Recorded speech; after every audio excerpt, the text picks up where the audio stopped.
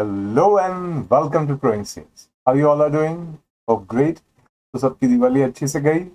Okay, I also enjoyed Diwali. So इस बार test हुए, काफ़ी टेस्ट हुए, काफ़ी सारे बच्चों का टेस्ट हुआ. पेपर चेकिंग में थोड़ा टाइम लगता ही है, तो लाइक इसके वजह से थोड़ा अपलोड करने में टाइम लग गया. तो इस बार और प्रोफेशनल्स के भी टेस्ट साइड बाय साइड चल रहे, तो एज यू कैन अंडरस्टैंड काफ़ी बिजी शेड्यूल है. तो इस बार जो टेस्ट हुआ था जूरिस्प्रूडेंस का, दैट वाज 6 to 11 चैप्टर्स का. क्लियर? 6 to 11 चैप्टर्स का टेस्ट चेकिंग हुआ और काफी सारी चीजें समझ में आई. स्टूडेंट से कुछ रिक्वेस्ट है. एक, प्लीज आप राइटिंग स्किल्स अपनी इंप्रूव कीजिए. कहीं ना कहीं ऐसा लगता है कि आपको अभी भी कुछ ना कुछ कमी है. ओके. दूसरा, आपको यू कैन से एक्ट पता है, मतलब ये सीआरपीसी का, ये एविडेंस का है, लेकिन अंदर का टॉपिक नहीं पता है. कहीं ना कहीं ऐसा लगता है यार ये टॉपिक भूल गए हो, something that you have missed out, something that you are not prepared, something that that you need to address. That deficiency can be seen. तो प्लीज उस टॉपिक को ध्यान रखिए, उस चीज को ध्यान रखिए. प्लस उसके साथ साथ मैं स्टूडेंट्स को रिक्वेस्ट करूंगा कि जब आप आंसर लिखते हो तो एक बार टॉपिक को एनालाइज तो कर लो. जैसे अगर आप किसी पर्टिकुलर लेट्स से जीआईजीएल के मॉड्यूल पे जाते हैं, तो आप ये एक एक करके टॉपिक को देखो कि फंडामेंटल राइट मुझे क्या आता है इसके बारे में, कंसेप्ट ऑफ फंडामेंटल. हर एक टॉपिक को एक बार जरा एनालाइज करके देखो, एक बार समझ के देखो कि मैं उसके बारे में क्या लिख सकता हूँ, क्या नहीं लिख सकता हूँ, क्या मेरे में इतनी सारी डेफिशिएंसी है या मुझे कुछ आता भी है कि नहीं आता है. I want you to able to think on it, because examination time पे वो थिंकिंग नहीं चाहिए. That thinking should have done before that. Examination time पे आउटपुट चाहिए, and that output is missing. क्योंकि आप उस टाइम पे थिंकिंग पे जा रहे हो, आप उस टाइम पे बैठ के सोच रहे हो इसमें मुझे लिखना क्या है. Why not to do it now? Module के सिर्फ इंडेक्स का यूज करो ना, दैट्स द बेस्ट थिंग. सामने इंडेक्स रखो एंड थिंक कि मुझे अगर ये क्वेश्चन आता है समथिंग लाइक दिस और something from any of the chapters. Okay, if the question pops in like okay चलो इसमें से क्वेश्चन है तो क्या होना चाहिए, तो मुझे इसके बारे में सोचना, अभी सोचना चाहिए कि मेरे को पेंसिल ले लो और लिख लो कि क्या क्या चीजें आनी चाहिए. That's it. तो please please be clear with your thoughts, please be clear. और मैंने देखा है कुछ स्टूडेंट्स है ना सेक्शंस लिखने की कोशिश करते हैं. अच्छी बात है, सेक्शंस लिखना मना नहीं है, लेकिन जब आप सेक्शंस लिखने की कोशिश करते हो प्लीज करेक्ट सेक्शंस लिखो. बेवजह के रॉन्ग सेक्शंस मत दिया करो, बेवजह के उल्टे सीधे साइटेशंस मत दिया करो. You understand the examiner is a learned man and he और she knows what you are writing. तो प्लीज उल्टा सीधा साइटेशंस मत दिया करो.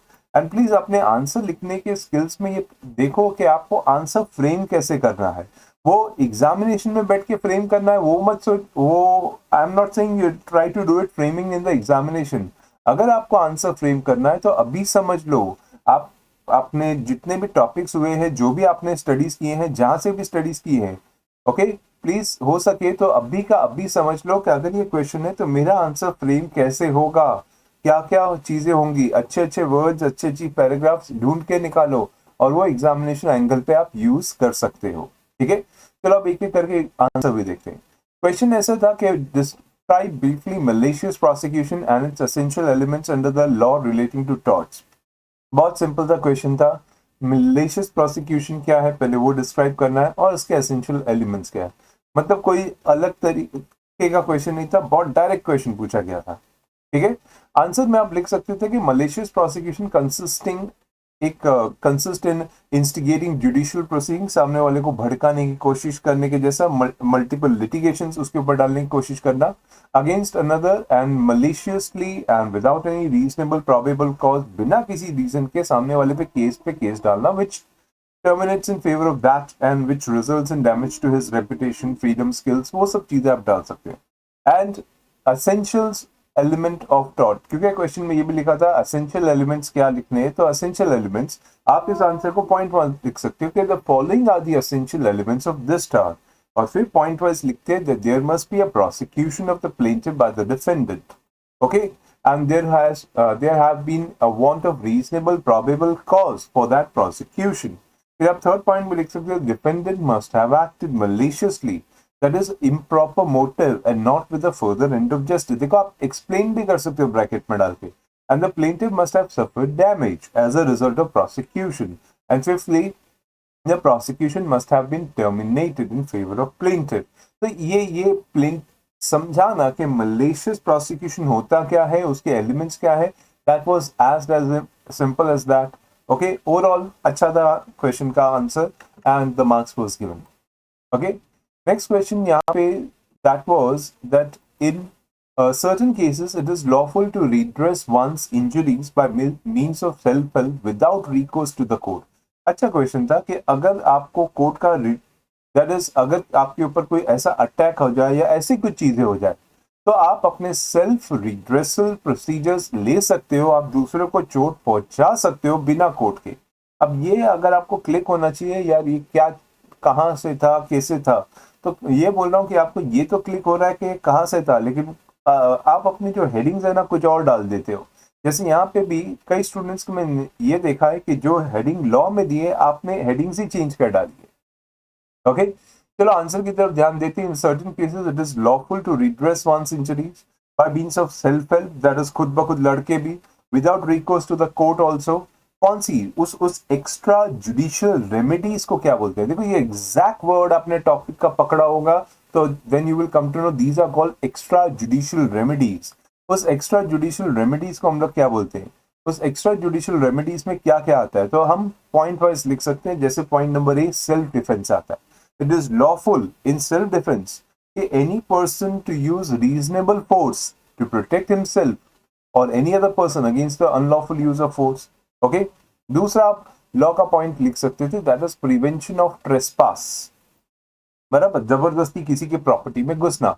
An occupier of the land or any person with his authority may use reasonable force to prevent a trespassers entering or ejecting them, but the force should be reasonable. फिर एक और चीज आप आंसर में लिख सकते हो, entry re entry on land. जबरदस्ती जमीनों पे घुसने की कोशिश करते हैं तो क्या करने का?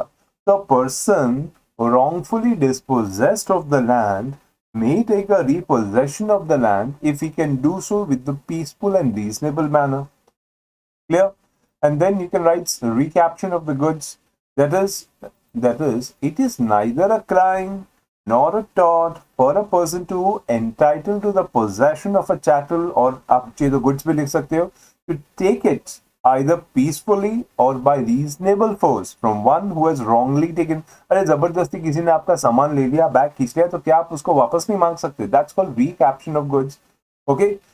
कुछ स्टूडेंट्स के हेडिंग्स देखना, आपको कुछ भी कुछ समझ में आएगा, चेकिंग के समय आपको दिए थे. देन अबेटमेंट ऑफ न्यूसेंस होता है. इंक्रीमेंट ऑफ न्यूसेंस कहां से आता है? तो कुछ भी मत लिखा करो यार. तो अबेटमेंट ऑफ न्यूसेंस कम करने की बात हो रही है. यहाँ पे आंसर में आप लिख सकते थे that the occupier of land may lawfully abate, that is terminate by his own act, any nuisance injuriously affecting it. Thus, he may cut over changing branches as spreading his roots over the neighbor's tree, but upon giving a notice by choosing least mischievous method and avoiding unnecessary damages. Clear? तो ये तरीकों से आप answer लिख सकते हो, अच्छे से समझा सकते हो. वैसे एक और तरीका होता है डिस्ट्रेस डैमेज फीजेंट है. ओके, ये वाला स्टूडेंट ने जो टॉपिक की हेडिंग डाली थी वो तो देखने लायक था. तो it is called distress damage peasant. इसका मतलब ये होता है कि अगर कोई नुकसान होता है ओके किसी की प्रॉपर्टी के ऊपर, तो वहां पे आप नुकसान की भरपाई कैसे होती है, तो बिना नुकसान किए कैसे काम किया जाए. आंसर में ऐसा लिखना था कि ऑक्यूपायर में lawfully seize any cattle or any chattel which are unlawfully on his land and doing a damage and detain them until the compensation. अभी देखो आपके लैंड पे बकरी घुस गई, आपके एरिया की खेत की खा ली, या गाय भैंस घुस गई, पूरा आपका खेती खराब कर दी, तो आप उस गाय या भैंस को या बकरी को पकड़ के एक जगह बांध कर रख सकते हो. क्यों? क्योंकि उसने आपकी प्रॉपर्टी का डिस्ट्रॉय किया और आप उसका कॉम्पेंसेशन मांग रहे हो. So that's called distress damage fees. And the one who has caused the damage, उसको उसके अगेंस्ट में पैसा मांगने की बात होगी. The right is known as distress damage fees to distrain the things which are doing damages. Clear? थोड़ा language को पिकअप करो प्लीज, प्लीज थोड़ा लैंग्वेज पिकअप करो, थोड़ी चीजों को पिकअप करो, आंसर बराबर से लिख पाओगे. ठीक है? अच्छा, नेक्स्ट क्वेश्चन था. नेक्स्ट क्वेश्चन ऐसा आया था कि स्टूडेंट्स के लिए क्वेश्चन 2A था, discuss the provisions relating to persons under the legal disability under the limitation act. Okay, बहुत सिंपल सा क्वेश्चन था, हमको प्रोविजन डिस्कस करने थे उन पर्संस के बारे में जो लीगल डिसेबिलिटी है। इसका मतलब फिजिकल लीगल डिसेबिलिटी नहीं है, लिमिटेशन एक्ट में वो केस नहीं कर सकते, उसके बारे में था। ठीक है, तो आंसर कहां से निकला? सेक्शन 6 से आया, बिल्कुल सही था कि section 6 of the limitation act provides where a person is entitled to institute a suit or he can make an application for execution of a decree at the time from which the prescribed period is starting, that's called reckoned, जहां से वो start होता है। He is a minor, he is insane, he is idiot, then he may institute the suit or he may make an application within the same period after that disability ceases। Clear? इस nature की बात हो रही थी। And as would have otherwise been allowed from the time specified in that schedule में अगर कोई time period दिया होगा तो उस time period के बाद। So where a person is at the time from which the prescribed period has to be reckoned, affected by two such disabilities, or where before his disability has ceased, he is affected by another disability। Okay, अभी वो minor था, बड़ा होते होते पागल हो गया, so therefore his disability ceased, he is affected by another disability, or where before his disability has ceased, he may institute the suit or he may make an application within that same period after both the disability has ceased, as would otherwise have allowed him from time so specified। अब ये example में कुछ लोगों ने example देके समझाया, वो भी चलेगा। ओके, एंड प्लीज एग्जाम में लिखते समय ना थर्ड पर्सन याद रखो, लॉ हमेशा थर्ड पर्सन में लिखा जाता है, ग्रामर में पढ़ा था। ओके, जैसे आप किसी के बारे में बात कर रहे हो, ना कि पर्सनल लैंग्वेज के बारे में। ओके, तो आप इस तरीके से लॉ लिखो। एंड वेयर डिसेबिलिटी, चलो आगे का पॉइंट पढ़ लेते। तो आगे का पॉइंट लिखते समय आंसर में ये लिख सकते थे, where the disability continues to the death of the person, his legal represent. अभी देखो, एक माइनर था, वो केस नहीं कर सकता था, क्यों? माइनर। बड़ा होने से पहले वो पागल हो गया, अब पागल वो तब तक रहा जब तक वो मरा नहीं, तो उसके लीगल रिप्रेजेंटेटिव उस प्रॉपर्टी के लिए केस कर सकते हैं। तो his legal representative may institute a suit और make an application within that same period of time after the death, यानी लिमिटेशन पीरियड उसके मरने के बाद शुरू होगा, as would have allowed him from the time so specified. And when a person is under disability, dies after the disability ceases, but within the period allowed under this section, his legal representative may institute the suit or make an application within the same period after that, as would have otherwise entitled him। मतलब एक minor एक major हो गया, major होने के बाद उसके पास 3 साल का केस करने के लिए, उस 3 साल में से 1 साल के बाद मर गया, तो बचे हुए 2 साल में उसके लीगल रिप्रेजेंटेटिव उसके प्रॉपर्टी के रिलेशन में या जिसके भी रिलेशन में केस कर सकते थे। तो ये आंसर का पार्ट बन सकता था। क्लियर?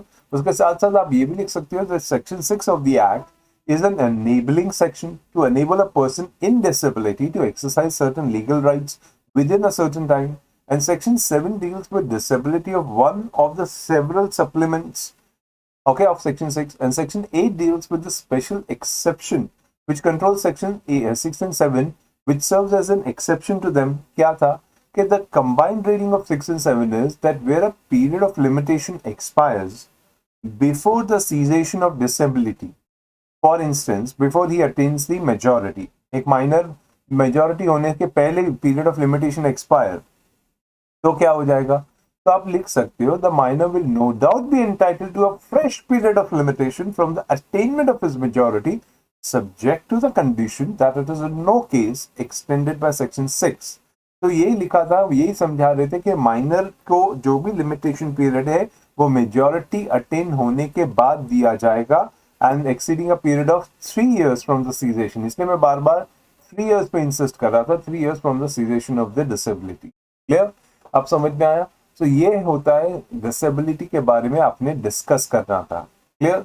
आपके आंसर्स आपने देखे हैं, क्या डिस्कस किया है वो भी आपने देखा है, तो मार्क्स तो क्या मुझे पता ही है। ठीक है, अभी नेक्स्ट क्वेश्चन ऐसा था कि यहाँ पे आपको बताना था लॉ ऑफ लिमिटेशन के हिसाब से, law of limitation bars the remedy, does not extinguish your right.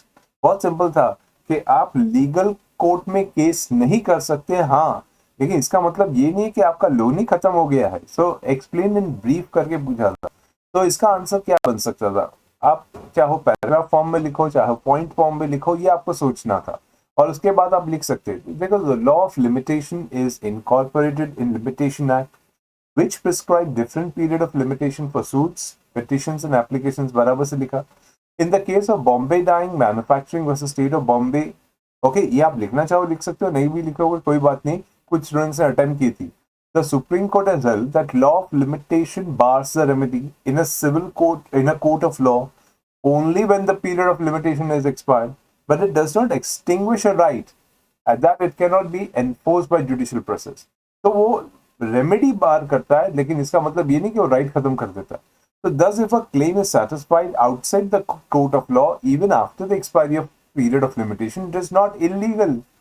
अब समझा, आपने समझा दिया कि देखो इलीगल नहीं है। अगर कोर्ट के बाहर भी आपने लोन लिया था, 3 साल में केस नहीं किया, 3 साल में आपका लिमिटेशन पीरियड हो गया खत्म, लेकिन इसका मतलब ये थोड़ी ना कि लोन खत्म हुआ। चौथे साल में वो आदमी ने आके आपको लोन रीपे कर दिया, तो क्या उसको लेने से मना कर दोगे? बोलोगे नहीं नहीं लिमिटेशन पीरियड खत्म हो गया? डेफिनेटली लोगे, क्यों मना करोगे? तो यही तो समझाना है कि section 3 of the limitation act provides that any suit, appeal or application, if it is made beyond the period prescribed in the limitation, it is the duty of the court not to proceed such suits, irrespective of the fact whether the plea of limitation has been set up in the defense or not. And the provisions of Section 3 are mandatory. The court cannot suo motu take the note of the question of limitation, and the question whether a suit is barred by limitation, it has to be decided on the facts that stood on the date of presentation of the plaint. उस दिन पे क्या था, उस दिन पे limitation period खत्म हुआ था कि नहीं हुआ था, ये सारी चीजें आपको समझानी रहती है। And please please please language पे ध्यान दो। JIGL is that kind of subject जहां पे आपकी लैंग्वेज वीक हुई तो आपके आंसर्स भी वीक हो सकते हैं। Clear? Fine. And the civil court has the power to grant temporary injunction, but for obtaining the same, the plaintiff is required to satisfy the court. बहुत सिंपल सा question था भाई, सिविल कोर्ट के पास temporary injunction की ताकत है, लेकिन उस ताकत को एक्सरसाइज करने के लिए कोर्ट को सेटिस्फाई करना पड़ेगा। तो हमें ये समझाना था कि कोर्ट को सेटिस्फाई क्यों, कैसे, कब, क्या करना पड़ता है। तो टेम्पररी इंजंक्शन के बारे में पूछा गया, ठीक है, चलो आंसर में हम टेम्पररी इंजंक्शन डिस्कस कर लेते हैं। That is the court may grant temporary injunction to restrain any such act or to make such other order for the purpose of staying or for the purpose of preventing or wasting, damaging or alienation or sale or removal of disposal of any property or dispossession of the plaintiff, causing injury to the plaintiff in relation to any property in dispute, whether where it is proved by the affidavit or otherwise. तो हम ये बता रहे हैं कि देखो ये injunction जो टेम्पररी है वो इसलिए दिया जा सकता है कि अगर किसी को किसी की प्रॉपर्टी से निकाला जाए, जबरदस्ती की जाए, या उसको डिस्पोजेस किया जाए, या उसको किसी तरह से चोट पहुंचाई जाए, या उसको कोई तकलीफ दी जाए, तो उसके बारे में कोई लीगल रेमेडी ली जा सकती है। और उसमें से इंजंक्शन एक लीगल रेमेडी है, प्रोवाइडेड कोर्ट में ये साबित हो सके कि वो एक लीगल रेमेडी एक्सरसाइज कर रहा है। ठीक है, अब क्या क्या चीजें आप समझा सकते थे पॉइंट्स वाइज? तो आप ये बता सकते थे point wise that I can say A, that any property in dispute is a suit is in danger. क्या danger है? Property danger में, तो is in danger of being wasted, damaged, alienated by any of the party to the suit or wrongfully sold in execution of a decree. जैसे मेरी property को destroy किया जाएगा, damage किया जाएगा या बेच दिया जाएगा, वो बारे में बताना है। तो whether your property could be sold and that's why you need the relief, or that the defendant he threatens or intends to remove or dispossess his property with the view of defrauding the creditors, वो आपको धमका रहा है कि मैं इस property से आपको निकाल दूंगा, or that the defendants he has threatened to dispossess the plaintiff or otherwise cause injury to the plaintiff in relation to the property, वो आपको धमका रहा है कि मैं आपको चोट पहुंचा दूंगा अगर ये घर नहीं छोड़ के गया, ये छोड़ के नहीं गया। तो that's where you need a temporary injunctions. Clear? वो आपको कोर्ट को अब सेटिस्फाई करना है, तो आपको कोर्ट को सेटिस्फाई क्या करना है वो आंसर में आप पहले बताओ। And it would be necessary for the plaintiff to satisfy the court क्या that is substantial and irreparable harm or injury would be suffered by him if that temporary injunction till the disposal of the suit is not granted, or the balance of convenience lies in his or her favor, and that such loss or damage or harm cannot be compensated. तो जब आप ये court को समझाते हो तब जाके आपको रेलिवेंट और सूटेबल रिलीफ मिलता है। Okay, clear? Then next part is, in a civil case, what remedies are available to the for the defendant against whom the ex parte decree. Question simple था, एक सिविल केस है और एक ही party को सुन के case decide किया गया, तो डिफेंडेंट्स को क्या क्या रेमेडी मिल सकती है। अब ये आंसर हम लोग पॉइंट वाइज आराम से लिख सकते हैं, क्योंकि क्वेश्चन से ही समझ में आता है कि व्हाट आर दे आस्किंग। तो यहाँ पे in a civil case the defendant has 4 remedies available for if an ex parte decree is pass. अब इस चीज का ध्यान रखना, अगर आपने 4 लिखी है तो आपको 4 पॉइंट्स पूरे लिखने पड़ते हैं। क्लियर? फर्स्टली बोल सकते हो that he may file an appeal against the ex parte decree in the civil as per the civil procedure code, section याद है तो सेक्शन 96 के हिसाब से। Secondly he may file an application for review of the judgement, जिसको order 47 rule 1 CPC बोलते हैं। Thirdly, he may apply for setting aside the ex parte decree itself. And fourthly, हम बोल सकते हैं, a suit can also be filed to set aside the ex parte decree which is obtained by fraud, but no suit shall lie for non-service of the summons. Okay, तो summons नहीं मिला वो एक अलग चीज हो गई, but suit ex parte decree के थ्रू हुआ है, उसके हटाने के लिए आप एक सूट भी फाइल कर सकते हो। तो ये 4 रिलीफ आप डिस्कस कर सकते थे। क्लियर? Then 4A का क्वेश्चन था, describe certain kinds of offences in which the capital punishment may be awarded by the court in the Indian Penal Code. तो ऐसा कैसा था कि कैपिटल पनिशमेंट का मतलब होता है डेथ सेंटेंसेस देना। तो ये क्वेश्चन पढ़ने पे हिट होता है कि अच्छा, ऐसी सिचुएशन बोल रहे हैं, ऐसे काइंड ऑफ ऑफेंसेस बोल रहे हैं जहाँ पे डेथ सेंटेंसेस दी जा सकती है। ओके, तो ऐसा क्या लिखना है आंसर में? तो आंसर में पहले हम स्टार्ट करते हैं कि डेथ सेंटेंस क्या रहता है। Death sentence is the harshest of the punishments which is provided in the Indian Penal Code, which involves a judicial killing or taking the life of the accused in the form of punishment. The Supreme Court has ruled that the death sentence ought to be imposed only in the rarest of the rare cases, और IPC recognizes certain situation जहाँ पे death sentences हो सकता है। तो ऐसे कौन सी situation है जहाँ पे death sentence आ सकता है? तो some of them जो भी आपके दिमाग में याद आता है, जैसे murder, dacoity with a murder, waging a war against government of India, abetting mutiny against actually committed, okay, or mutiny is a mutinous crime, I would say, okay, या उसको सोचने की तरीका, and giving or fabricating false evidence upon which an innocent person suffers death, या abetment of suicide by a minor or innocent, किसी से जबरदस्ती suicide करवाना भी, या abetment of murder by a life convict, okay, जो जिसको मारने की कोशिश की है। So the capital punishment is awarded only in 2 categories of offense. फिर आप लिख सकते हैं namely treason and murder. That is, या तो आप अपने कैपेसिटी से बाहर जाके गलत सामने वाले को चोट पहुंचा, it's a treason, it's an attempt to murder, or a murder itself. So either of the case where the court decides that a death penalty is an appropriate sentence to be imposed in the light of the gravity of the matter and looking at the consequences of the offense and committed and the absence of mitigation factors, that उसको बचाने की कुछ और तरीका नहीं था, उसने गलत काम किया, then the court under the provisions of 354 of CRPC have by giving special reasons as to why the court arrives to such conclusion that is giving the death penalty. ये आप चीजें वहां पे डिस्कस कर सकते थे। Okay, clear?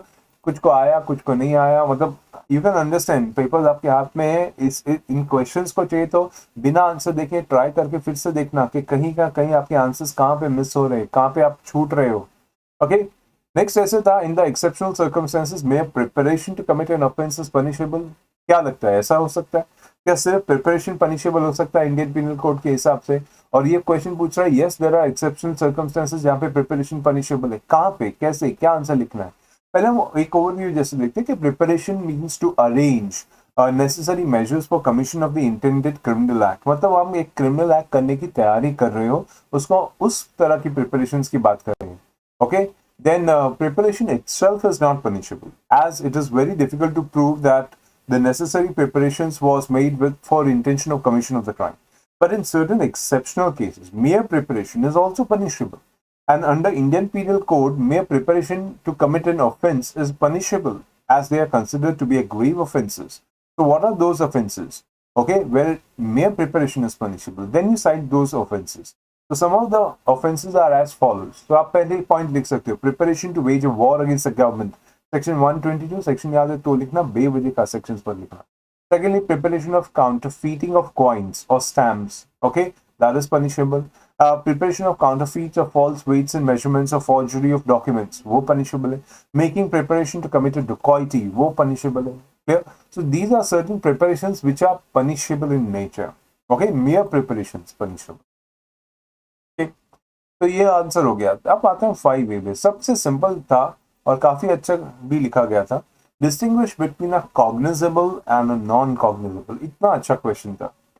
And कई लोगों ने वो टेबल बना के लिखा, कई लोगों ने पैराग्राफ में लिखा. ओके, सब ने जैसे भी लिखा अच्छे मार्क्स मिले हैं यहाँ पे. तो ये पॉइंट आप लोगों को समझ में आया कि कॉग्निजेबल नॉन कॉग्निजेबल है क्या. ठीक है, तो यहाँ पे सिंपल सा एक्सप्लेनेशन था. कॉग्निजेबल की बात करो तो section 2 clause C of the code of criminal procedures, उसके हिसाब से cognizable means an offence for which the cognizable case means a case जहाँ पे police officer may, in accordance with the first schedule or any other law for the time being enforced, can arrest without a warrant. जबकि 2L के हिसाब से of the code of criminal procedure, non-cognizable means an offense for which a police officer has no authority to arrest without a warrant. तो ये हो गया cognizable और non-cognizable समझाने का तरीका. So thus cognizable offense needs a special authority to arrest. Sorry, non-cognizable needs a special authority to arrest by the police officer. Whereas in cognizable offense, it would be enough if one or more of the more or not ordinarily all but more of the offenses are cognizable in nature जिसके ऊपर punishment. लेकिन ये कहाँ पे determine होता है? This is determined in the first schedule to the CRPC. तो यहाँ पे हम लिख सकते हैं कि it is observed from the first schedule that non-cognizable offenses are usually bailable offenses while the cognizable offenses are generally non-bailable. और ये sentence को थोड़ा ध्यान से रखना. Non-cognizable offenses are usually bailable लिखा है, shall be bailable नहीं लिखते हैं. ठीक है, they are usually bailable and cognizable are generally non-bailable. And cognizable offenses are generally more serious than non-cognizable. Clear? तो ये distinguish आप definitely cite कर सकते थे. अच्छा लिखा था आंसर तो accordingly marks दिए. Then this one enumerate the 4 categories of cases in which a police officer may arrest a person without the order of the magistrate and without warrant also. Under section 41 of CRPC. अरे question में section दिया हुआ है तो क्यों नहीं लिखते answer में? लिखो ना. When you know that the question is giving the sections, so write it down. Okay, question में दिया तो हम नहीं लिखेंगे. अरे लिखो 41 के हिसाब से. तो आपसे सिर्फ इतना पूछा कि 4 कैटेगरीज ऑफ केसेस जहाँ पे पुलिस ऑफिसर किसी भी पर्सन का अरेस्ट कर सकता है without any order of the magistrate and without any warrant also. Clear? तो ऐसे कौन से सर्कमस्टेंसेस थे? सेक्शन 41 काफी फेमस सेक्शन है पुलिस वालों के लिए तो एक्चुअली. तो section 41 of CRPC provides that any police officer may without any order of the magistrate or without any warrant can arrest. अब यहाँ पे क्या क्या सिचुएशंस है? मैंने पूरे सारे 41 डिस्कस कर डाले, आपको 4 डिस्कस करे थे. पॉइंट ए में लिख सकते हो, who commits in the presence of a police officer cognizable offence. Cognizable जहाँ पे अरेस्ट विदाउट वारंट है. तो किसी पुलिस ऑफिसर के सामने किसी ने बंदूक मार दी, चाकू मार दिया, तो in that is a cognizable offence. Police officer can arrest without that.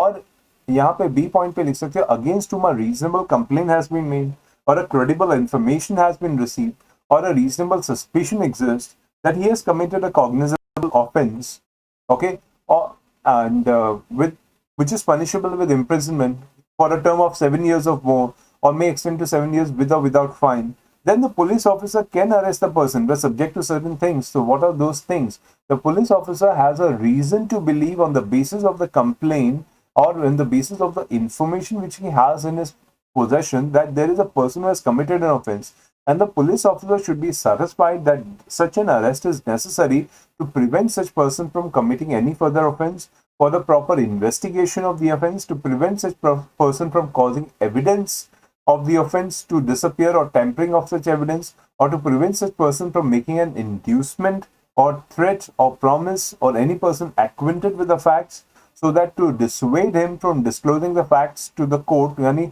मैं बोला ना, जैसे कई पिक्चरों में दिखाते हैं कि जैसे आपको विटनेस को कोर्ट में पहुंचने नहीं दिया जाएगा, हम उसको पहले ही खत्म कर देंगे. That is dissuasion. तो अगर कोई ऐसा कर रहा है तो उसका अरेस्ट विदाउट वारंट हो सकता है. एंड ई क्लॉज में, that is, remember this is point number 2 का ई क्लॉज. तो ई क्लॉज में, as unless such person is arrested, his presence in the court whenever required cannot be ensured, and the police officer shall record while making the arrest his reason in writing के क्यों वो arrest कर रहा है सामने वाले person को. वैसे ही दूसरे क्लॉजेस में आप लिख सकते थे that is against whom a credible information is received that he has committed a cognizable offense which is punishable with imprisonment for a term of more than 7 years, whether with or without fine or with death sentence, तो वहां पे भी police officer arrest कर सकता है. और a person who is a proclaimed offender, देश छोड़ के भाग गया है, okay, or in whose possession anything is found which may reasonably be suspected to be stolen property, or who may be reasonably suspected to have committed the offense of such things, तो उसको भी arrest किया जा सकता है बिना किसी warrant के. ओके, एंड जैसे मैंने बोला था पूरा सेक्शन 41 डिस्कस कर दिया, आपको सिर्फ 4 डिस्कस करने थे.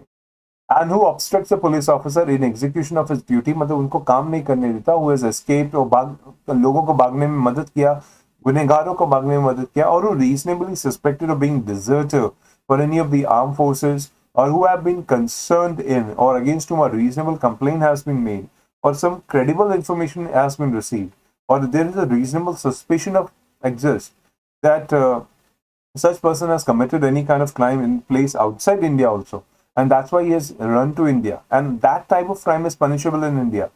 Okay, or who has been released convict and commits a crime, a convict who has been released on a bail or something like a payroll, and he has committed a crime outside, so he can be arrested without warrant. And lastly, for those whose arrest or requisition, whether it can be writing or oral, has been received from the another police office, okay, provided the requisition specify the persons to be arrested and the cause of that arrest, and they have to be handed over to the other categories.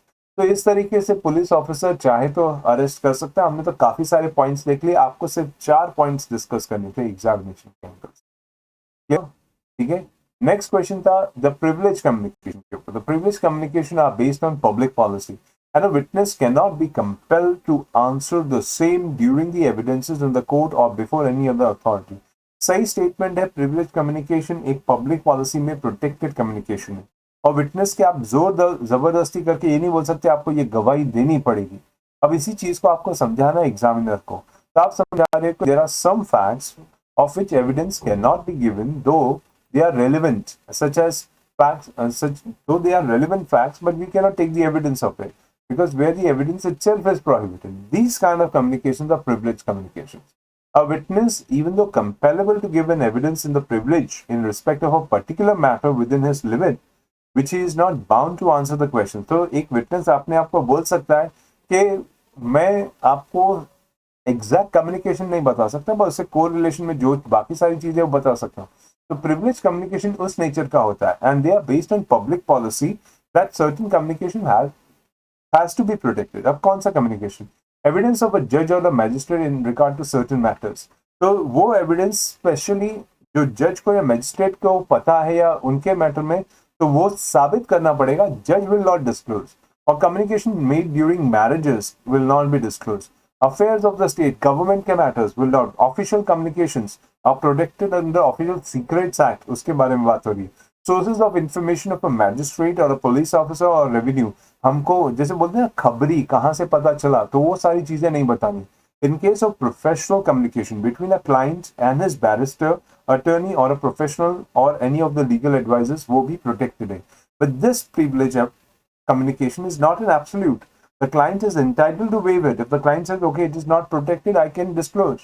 So under 122 of the Act, communication between a husband and the wife during the marriage is privileged communication. Okay? And this disclosure cannot be enforced in court of law. But this provision is based on domestic peace and confidence between the spouses. Okay? So these kind of communication is a privileged communication.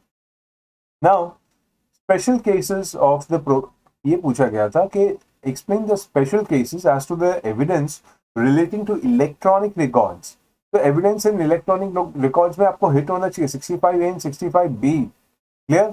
यहीं पे कुछ students ने section लिखने की कोशिश की थी और गलत सेक्शन साइड करके आए. 25A 25B पता नहीं और क्या किया, तो प्लीज थोड़ा ध्यान रखिएगा. तो यहाँ पे 65A of Indian Evidence Act, it provides that the contents of the electronic records they can be proved in accordance with 65B. आपको सिर्फ ये बताना था कि इलेक्ट्रॉनिक रिकॉर्ड्स को कैसे एविडेंस एक्ट में उसके स्पेशल प्रोविजंस क्या है. तो 65B के हिसाब से of the Indian evidence act, any information which is contained in the electronic record which is printed on a paper, stored, record, copied in optical or a magnetic media, which is produced by a computer, or computer output, you can say, shall also be deemed to be a document if these conditions specified in the section are satisfied in relation to certain kind of information, and the computer in question is able to be admissible in any kind of proceedings. हम ये समझाने की कोशिश कर रहे हैं कि computer का कोई भी रिकॉर्ड, किसी भी नेचर का रिकॉर्ड, जो भी कंप्यूटर आउटपुट है, अगर कंप्यूटर का पूरा रिकॉर्ड जो है और computer itself can be admitted in court of law, तो वो इलेक्ट्रॉनिक रिकॉर्ड का नेचर ले सकता है without any further production of any kind of original evidence, as the evidence of any of the contents of the original facts therein for the direct evidence would be admissible. अगर आप साबित कर सकते हो कि कंप्यूटर के record tampered नहीं है, तो ये अपने आप में काफी होगा. And the conditions in respect of computer output related above has been stipulated in 65B. तो आपने ये समझा दिया कि किस नेचर में एविडेंस एडमिट हो सकते हैं. ठीक है, तो ओवरऑल मैं ये बोलना चाहूंगा कि आपने देखा किस तरीके से आंसर लिखे गए थे. काफी हद तक तो प्रोविजंस बेस्ड ही आंसर्स है. प्लस मैं ये नहीं बोल रहा हूँ कि एग्जैक्ट डिट्टो ऐसे ऐसे आंसर लिखो, लेकिन काफी आई वुड से इम्प्रोवाइज करने की जरूरत है. तो प्लीज आप बैठो, थोड़ा सोचो एक क्वेश्चन के, और हो सके तो डेली एक आध घंटा अपने आउटपुट पे ध्यान दो कि आप आंसर्स कैसे लिख रहे हो, आप आंसर्स कैसे परफॉर्म कर रहे हो, और काफी कहाँ कहाँ पे आपकी कमी हो रही है और उसको कैसे इम्प्रोवाइज किया. अभी भी टाइम है, निकल जाओगे. बिकॉज आपको पता है एग्जामिनर्स और examinations, no matter what the situation, is a professional exam. Compromises नहीं होने वाली है. तो please pay attention to the subject very well. Okay, all the best for examinations. चलो बाय.